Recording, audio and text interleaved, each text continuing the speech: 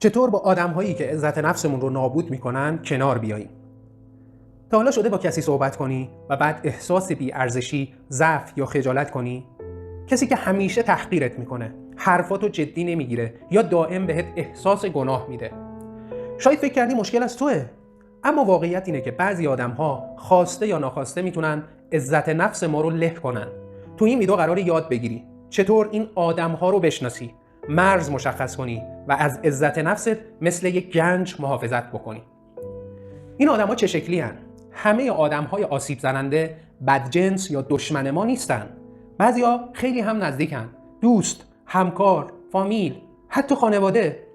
چند نمونه رایجش: تحقیر کننده ها همیشه یه چیزی برای مسخره کردن یا کم ارزش کردن تو دارن. آره بابا، تو هم رفتی توسعه فردی؟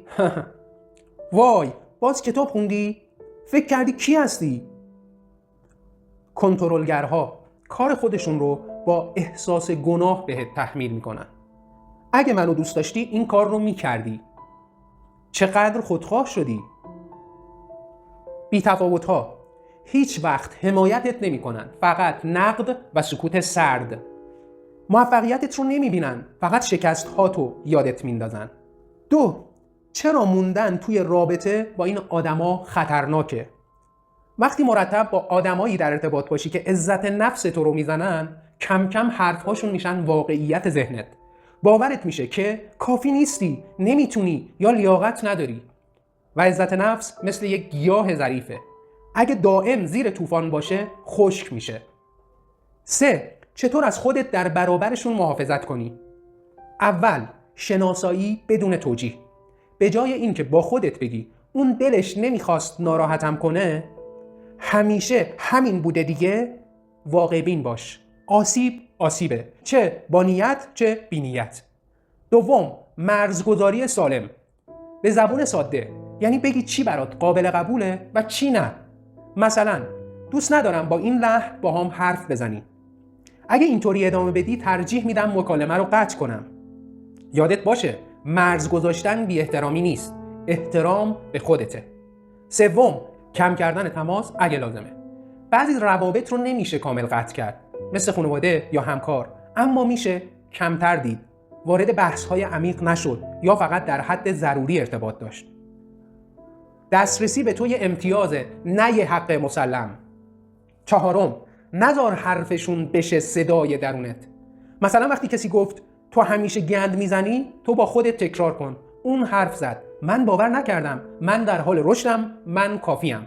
این تکنیک خیلی مهمه چون جلوی درونی شدن زهر رو میگیره. میخوام یه داستان واقعی رو براتون بگم.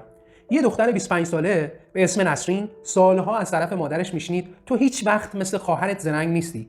حتی وقتی موفق میشد مادرش فقط میگفت خب معلومه با پارتی بوده دیگه. نسرین همیشه احساس بی‌لیاقتی میکرد تا اینکه توی یه جلسه مشاوره یاد گرفت مرز بذاره. اول با جمله‌های کوتاه، لطفاً مقایسه نکن. بعد تماس‌هاش رو محدود کرد و روی خودش تمرکز کرد.